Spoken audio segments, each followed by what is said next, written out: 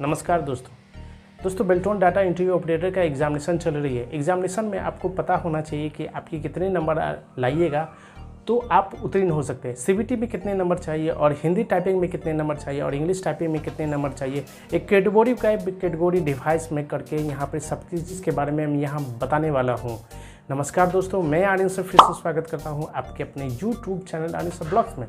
दोस्तों अगर चैनल को सब्सक्राइब नहीं किए हैं तो जल्द से जल्द चैनल को सब्सक्राइब करें और बेल आइकन घंटी को ज़रूर दबाएं और इस वीडियो को ज़्यादा तक शेयर करें कि सभी को पता चले कि मेरा कट ऑफ कितने आने वाला है। कैटेगरी है घर पर भी अगर प्रैक्टिस करते हैं, अगर प्रैक्टिस अगर कम है, आपका स्पीड बढ़ाना है तो आप लगातार आधे घंटे या फिर 1 घंटे टाइपिंग कीजिएगा, फिर 1 घंटे रेस्ट कीजिएगा, फिर 1 घंटे बाद टाइपिंग करना है, फिर 1 घंटे बाद रेस्ट करना है। ऐसे क्या होता है कि आपको स्पीड बढ़ जाता है। वहाँ भी आप ऐसे भी कर सकते हैं, आराम से टाइपिंग कीजिएगा, फिर स्पीड बढ़ा दीजिएगा। तो घर पे करने से क्या होता है कि आपको 1-1 घंटे रेस्ट करने से क्या होता है कि उंगलियाँ जो है, उंगली को राहत मिल जाता है। उंगली को राहत मिलेगा तो स्पीड आपका बढ़ेगा, जिससे ये बढ़ेगा तो आपका टॉप लेवल में आपका टाइपिंग एग्जामिनेशन की बात करते हैं तो टाइपिंग सीबीटी एग्ज़ाम आपको 60 में कम से कम 30 नंबर आते हैं। तो कैटेगरी बाई कैटेगरी अगर छाटा जाए तो आपको कम से कम जनरल ओबीसी के लिए कम से कम आपको 60 में कम से कम 30 नंबर चाहिए उत्तीर्ण होने के लिए। वही आपको सीबीटी पास करने के लिए कम से कम एससी एसटी और प्लस ऑल कैटेगरी फीमेल के लिए पास होने के लिए कम से कम आपको चाहिए 60 में कम से कम 27 नंबर चाहिए उत्तीर्ण होने के लिए। वही आपको पीएच कैंडिडेट सीबीटी पास होने के लिए कम से कम आपको चाहिए 26 नंबर सीबीटी पास होने के लिए। तो सीबीटी एग्ज़ाम के बाद आपको टाइपिंग के लिए अगर बात करना चाहें तो आप इंग्लिश अगर टाइपिंग किया जाए तो जनरल अगर ओबीसी कैटेगरी है इंग्लिश टाइपिंग के लिए तो कम से कम आपको 30 नंबर में 30 नंबर आपको चाहिए या ऊपर भी आप ला सकते हैं तो उत्तीर्ण है। जैसे ही आप 30 से कम लाते हैं तो आप फेल हो जाएंगे, तो टाइपिंग में आप उत्तीर्ण नहीं हो पाएंगे। अगर इंग्लिश टाइपिंग की बात किया जाए तो फिर आपको एससी एसटी और फीमेल कैटेगरी के लिए आपको कम से कम 30 में 27 नंबर लाना है, ठीक है, इंग्लिश पास होने के लिए टाइपिंग में। जैसे पास होते हैं 27 से ऊपर लाते हैं या फिर 27 तक लाते हैं तो आप उत्तीर्ण हो जाते हैं। जैसे कम लाते हैं तो आप फेल हो जाएंगे।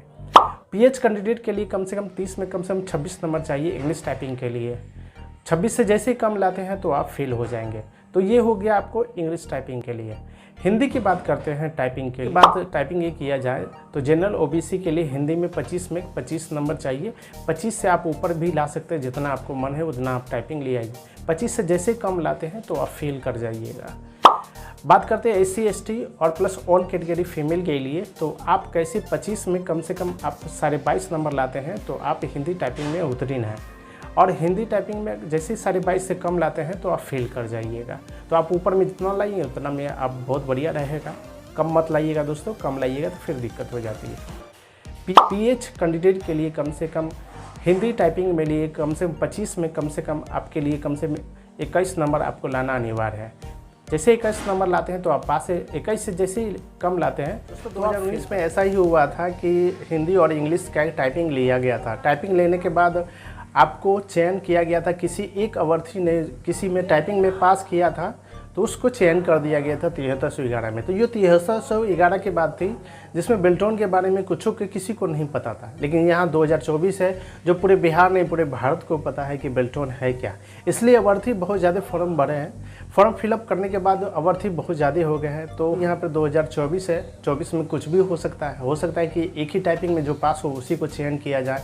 भगवान करे ऐसा हो और सभी की खुशहाली चेहरे पर नज़र आए कि एक टाइपिंग पे जो पास हो उसी को रखा जाए। लेकिन यहाँ भी बात होती है कि यहाँ अभ्यर्थी बहुत ज़्यादा फॉर्म फिलअप किए हुए हैं, तो इस सब पर बातों पर ध्यान दीजिएगा, ठीक है। एग्ज़ाम सेंटर में एग्ज़ाम अच्छी तरह से टाइपिंग दीजिएगा। टाइपिंग दोनों दीजिएगा तो बहुत बढ़िया बात है, ठीक है। टाइपिंग एक दीजिएगा तो बहुत ज़्यादा मुश्किल में पड़ जाइएगा। इसलिए टाइपिंग अच्छी तरह से दीजिएगा, खामियां उसमें ना आवे, आराम से निकल जाएगा टाइपिंग, घबराने की बात नहीं है। फिलहाल तो जो जानकारी देना था दोस्तों यहाँ पर दे दिया। अगर किसी तरह की अगर प्रॉब्लम होती है मुझे तो कमेंट बॉक्स में कमेंट कीजिएगा, हम सारी जानकारी आपको यहाँ पे साझा करवाएंगे। फिलहाल के लिए बहुत बहुत धन्यवाद। नेक्स्ट वीडियो में दोस्तों मिलते हैं।